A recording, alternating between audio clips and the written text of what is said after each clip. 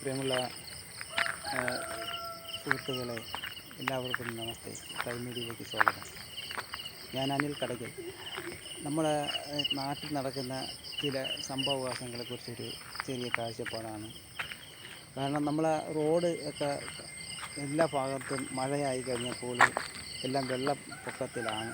റോഡും കരയും എങ്ങനെയാണെന്ന് ചോദിച്ചാൽ അതുപോലെയാണ് പ്രധാനപ്പെട്ട റോഡുകളെല്ലാം. നമ്മുടെ നാഷണൽ ഹൈവേ തിരുവനന്തപുരം മുതൽ കാസർഗോഡ് വരെയുള്ള നാഷണൽ ഹൈവേയുടെ പണി ദ്രുതഗതി നടക്കുന്നുവെങ്കിലും പക്ഷേ ചില ഭാഗങ്ങളിൽ കംപ്ലീറ്റ് ഗതാഗതം വളരെ മോശപ്പെട്ട രീതിയിലാണ്. നമുക്കറിയാം, നമ്മുടെ കേരളത്തിലെ റോഡുകളുടെ വളരെ ദയനീയാവസ്ഥ നമ്മളെപ്പോഴും കാണുന്നതാണ്. എത്ര പേരാണ് ഈ റോഡിൽ വീണ് മരണപ്പെട്ടു പോകുന്നത്, എത്ര കുടുംബങ്ങളാണ് അപകടത്തിൽപ്പെടുന്നത്.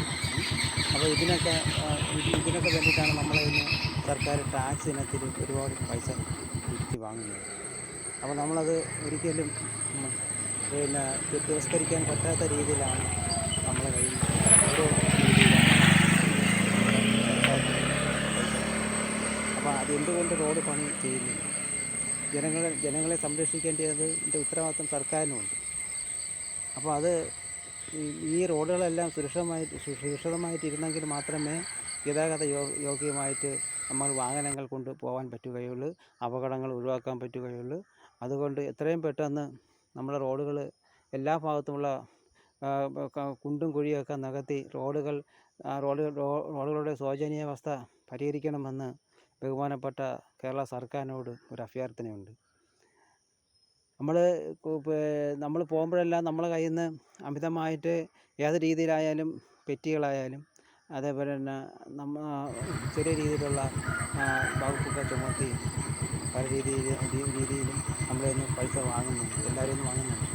അപ്പം ഇതൊക്കെ വാങ്ങിച്ചിട്ട് നമ്മൾ റോഡ് സംരക്ഷിക്കേണ്ട ചുമതല റോഡ് ഏറ്റെടുത്ത് നടത്തുന്ന PWക്കാർക്കും അതിൻ്റെ അധികാരികൾക്കും ഉള്ളതാണ്. അത് ഇപ്പോൾ ഞാൻ റോഡിലല്ല നിൽക്കുന്നത്, അതുകൊണ്ട് റോഡിൻ്റെ ഇത് കാഴ്ചകളൊന്നും കാണിച്ചു തരാൻ പറ്റാത്ത അവസ്ഥയാണ്. ഞാൻ റോഡിൻ്റെ കാഴ്ചകൾ കാണിച്ചിട്ട് അങ്ങനെയായിരുന്നു.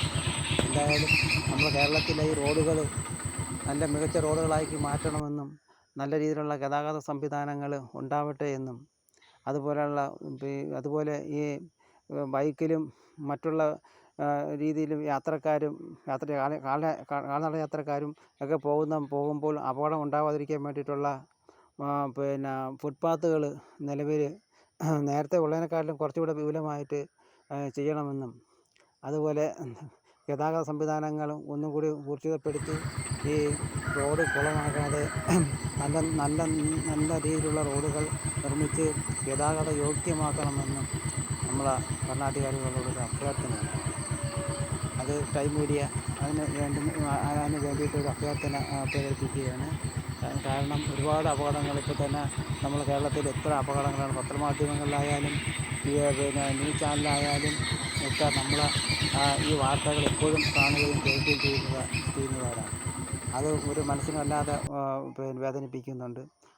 അതുകൊണ്ട് പ്രിയപ്പെട്ട നമ്മളെ സർക്കാർ അതിന് വേണ്ടുന്ന ഭരണാധികാരികളും ഈ റോഡുകൾ പൊട്ടിപ്പൊളിഞ്ഞ് കിടക്കുന്ന റോഡുകൾ സഞ്ചാരയോഗ്യമാക്കി ജനങ്ങളുടെ ബുദ്ധിമുട്ട് മനസ്സിലാക്കണമെന്നും ജനങ്ങൾക്ക് നല്ല രീതിയിലുള്ള ഒരു സംരക്ഷണം ഏർപ്പാട് ചെയ്യണമെന്നും ടൈം മീഡിയ നമ്മളെ ഈ ഭരണാധികാരികളോട് അഭ്യർത്ഥിക്കുകയാണ്.